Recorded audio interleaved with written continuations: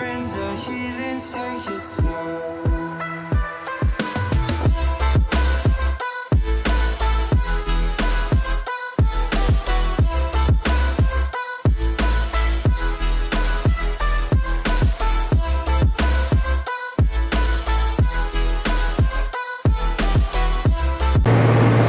Alright, I'll admit it, today's video is probably not going to be the best one that I've ever made. And the reason for that is I have a lot of stupid little things that I have to attend to today, things like laundry, which, who shows you their own laundry? That's not happening. Two, I'm going to see one of my friends for probably the last time for a few years. Actually, I'm seeing two different people for the last time in probably a few years. And I don't really particularly feel like filming either of those interactions. That said, I do want to make something. I've got to talk about something. I don't want to talk about Tuesday. Tuesday is a surprise.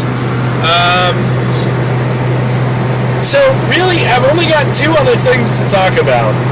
One of them is this new holster that I have. I've already told Marshall over and over again how awesome this new holster is, but I've accidentally fallen asleep with the holster on twice now. And let me explain that.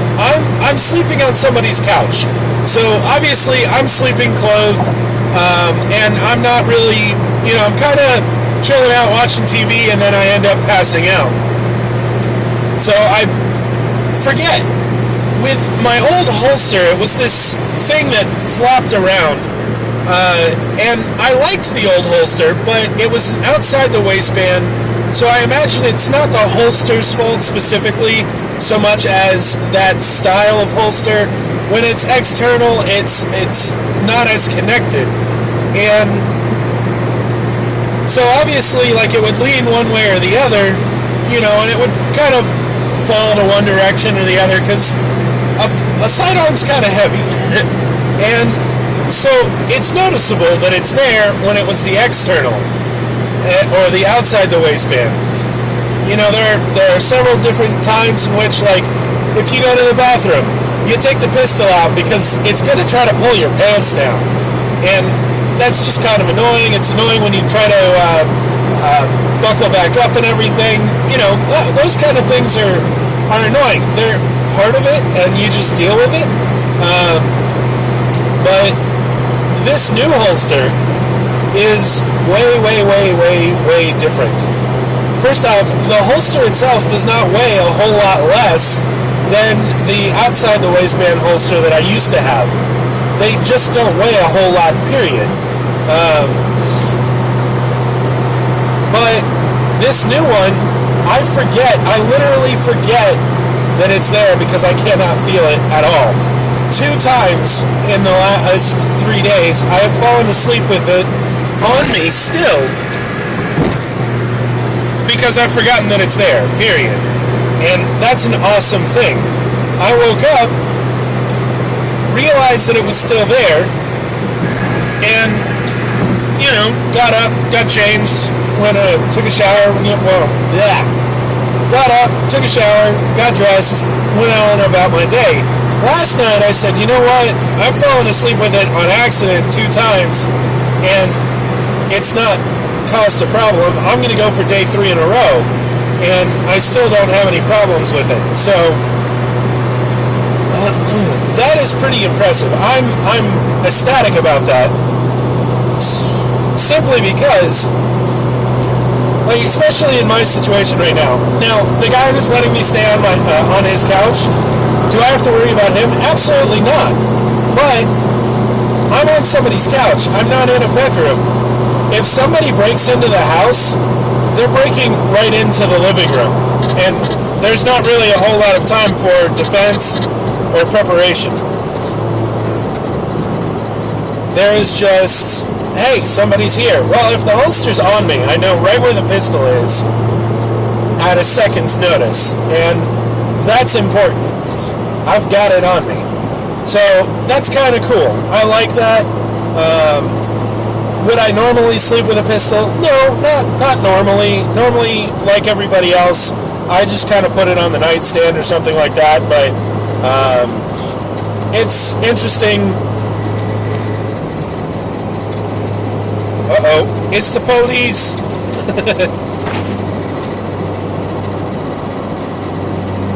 That was funny. He had his lights on, intentionally telling people that he is there. Like, I don't think he wanted to do the paperwork. I don't think he wanted to run after anybody. He just, like, intentionally... My radar detector went off when I went up, as I was going up over the hill from before. And so I knew that he was there, but that's still outside of range for him. And there's plenty of other cars on the interstate right now. There was actually 2 cars in front of me, so that was not a concern of mine. He did not have me, but the car, I leaned over, and the car that passed me and moved up, he just left his lights on. Like, he knew the car was speeding, and he just, like, turned his lights on, but he never pulled out. It's like he just didn't want to bother chasing after anybody today. He didn't want to write a ticket. I think that's hilarious. Props to the cop, though. I mean, if you can get... And the guy didn't slow down, because as soon as he passed the police officer... as soon as he passed the police officer, he just took off again. But, that said, I thought that was hilarious. Anyways, back to the in-the-waistband holster. This is the 3rd day in a row that I've slept with it on. It's comfortable. I'm not in any pain, and I don't notice that it's there, which is something that I would notice, or I would think that I would notice with a lot of holsters. If you fell asleep in them, they would probably be pretty irritating. When you woke up, you would definitely know that it was there and be irritated, in pain, bothered by something, rash, something. This holster, loving it. Absolutely freaking loving it. And that's an awesome thing, because I thought I was going to hate in-the-waistband holsters. I did not want one, except when I go to Florida, I can't carry open carry like I normally do. I have to carry concealed. So I guess it was time to get an in-the-waistband holster, and Nathan approached me. He's like, Marshall's making holsters now, and they're pretty good. You should try it. And I went, alright, you know what, I'm about to be in Florida for a little while. I'm going to have to conceal carry. When I'm in Colorado, my family in Colorado would prefer that I conceal. I'll go ahead and get one. And I love it. I love it. I absolutely love it. It's got a very, very high retention rate, and it's sticking to me pretty well. I'm happy with it. I really am. The other thing is, if you haven't noticed, the other thing going on in this video is, if you haven't noticed, I am back in 4K. Now, I haven't checked yet.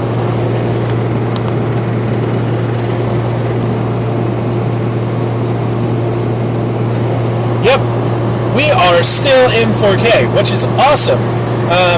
This card is actually a U3 card. It is 128 gigs. It is a Samsung Evo Select, and I paid $45 for it. Yeah, $45 for a 128 gig U3 card that supports 4K, and this camera is capable of running this 4K card without any issues.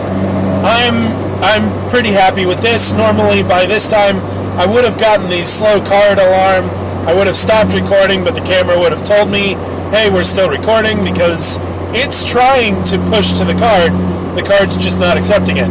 But this card is accepting it, and I'm not having any problems, which is an awesome thing. Now, what I found out with my U1 card is that this is going to be something that I'm going to have to double check with over time, because for about 2 weeks, the 128 card that I have tried to do 4K. And there were only a few occasions in which it wouldn't, but they showed up after about a week. So I'm going to have to keep my eye on it and make sure that we just don't suddenly start having slow card faults. But that is something that I'm actually super interested in. I do want to find out, but so far... Whoa!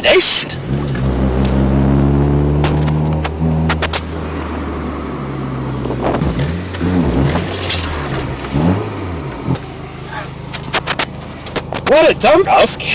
Like, completely just came into my lane and said, fuck you. So I had to do the same thing. Actually, my lane was ending and I had to merge.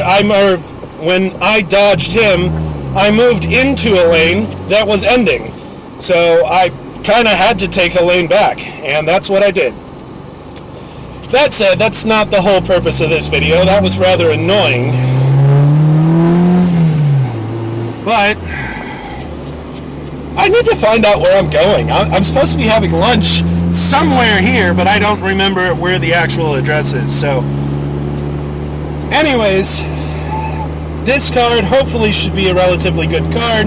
That'll be kind of nice to have something that will keep up with the camera will be a good thing. So, anyways, I will let you guys know later how that goes. Obviously, I'm going to keep filming and it's going to be on this new card, so if I have a problem, then, you know, I'll definitely let you know. If you want to know where you can find this specific card, I got it on Amazon.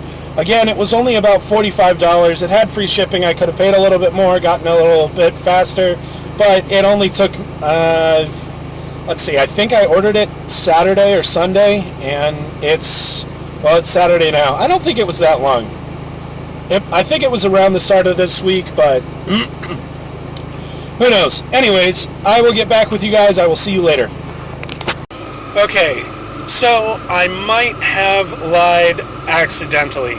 I didn't think that I was going to have anything really fun to do today, but I am on my way to Billy's house. I am going to check out his Oculus Rift.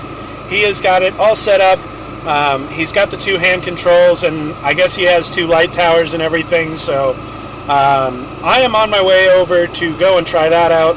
I have no idea what games he has to play, but even if he doesn't have any really good ones, I do have raw data on my Steam account, so I may log into Steam real quick and I may log into Steam real quick, download the game so that I can play that. But we'll see what he has, and maybe get to do something rather entertaining today. Who knows? Bye.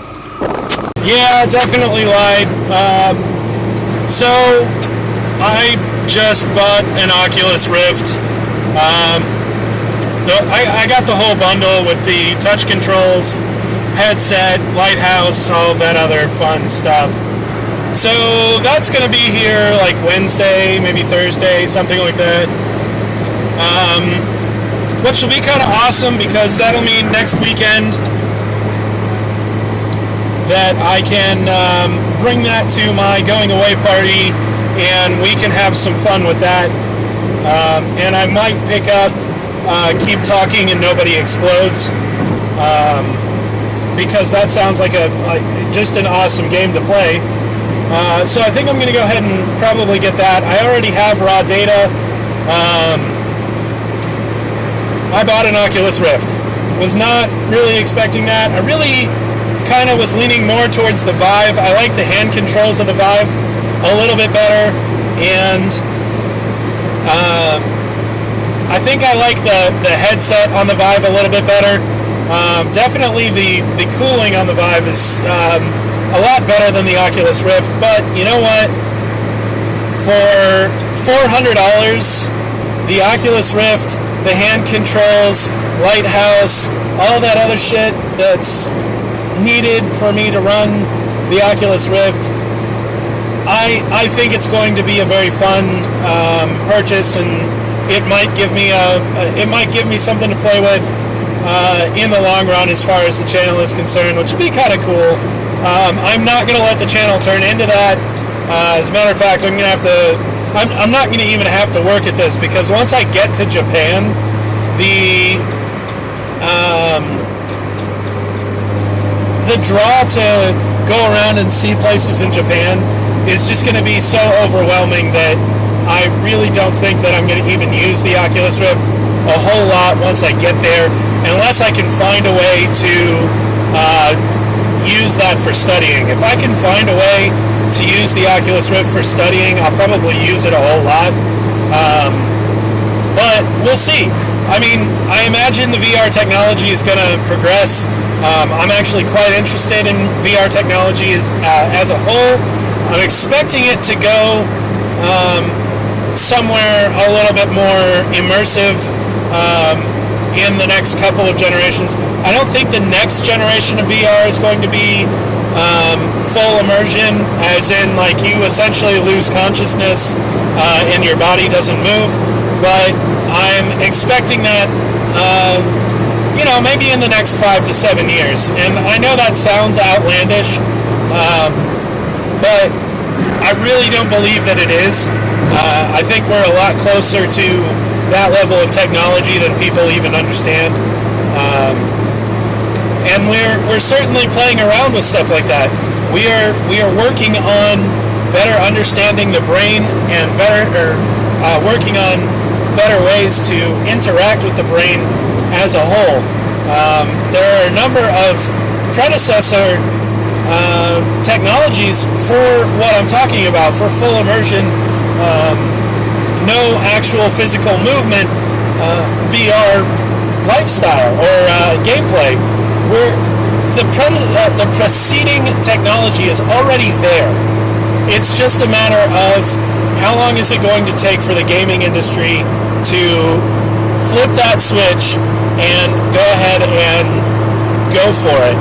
And I think we're either going to be there in about 5 to 7 years, or we're going to have a huge announcement that that's where we are going specifically. We'll probably have a timetable. I think we could almost be there in about 7 years. I think we'll probably see prototypes in 5, and I think we could almost be at deployment level in about 7 years. Now, if you've already read my first book, you will know that there are some obvious dangers and concerns about VR, and I am not actually worried about that. I still would try it, and I'm kind of anxious to see what it's going to be like when we actually get full dive. But that said, I am going to cut this vlog here for today.